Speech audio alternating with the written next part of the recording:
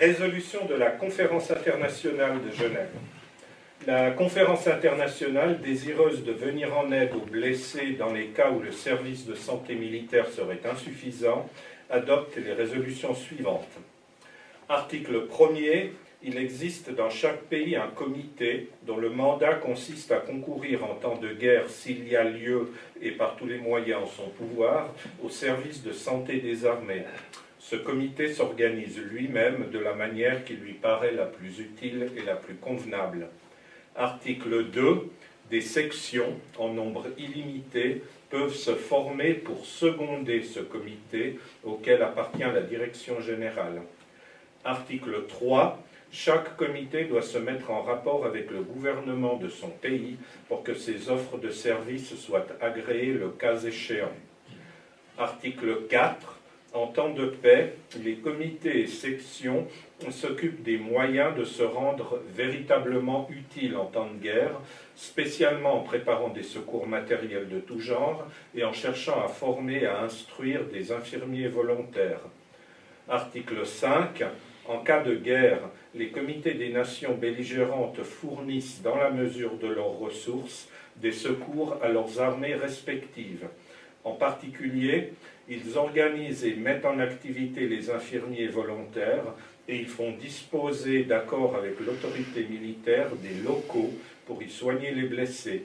Ils peuvent solliciter le concours des comités appartenant aux nations neutres.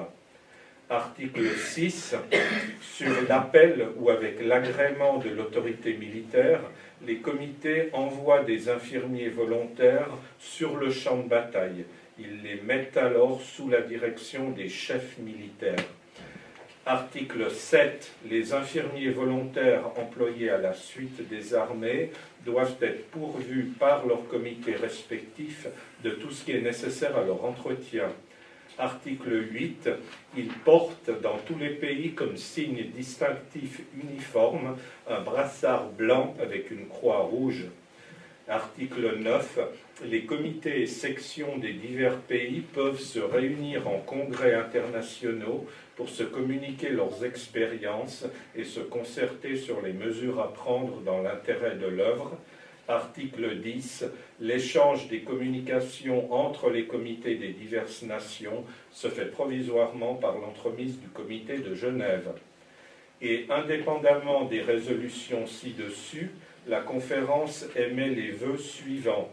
Premièrement, que les gouvernements accordent leur haute protection aux comités de secours qui se formeront et facilitent autant que possible l'accomplissement de leur mandat. Deuxièmement, que la neutralisation soit proclamée en temps de guerre par les nations belligérantes pour les ambulances et hôpitaux et qu'elle soit également admise de la manière la plus complète pour le personnel sanitaire officiel, pour les infirmiers volontaires, pour les habitants du pays qui iront secourir les blessés et pour les blessés eux-mêmes. Troisièmement, qu'un signe distinctif identique soit admis pour les corps sanitaires de toutes les armées, ou tout au moins pour les personnes d'une même armée attachées à ce service, et qu'un drapeau identique soit aussi adopté dans tous les pays pour les ambulances et hôpitaux, fait à Genève en octobre 1863.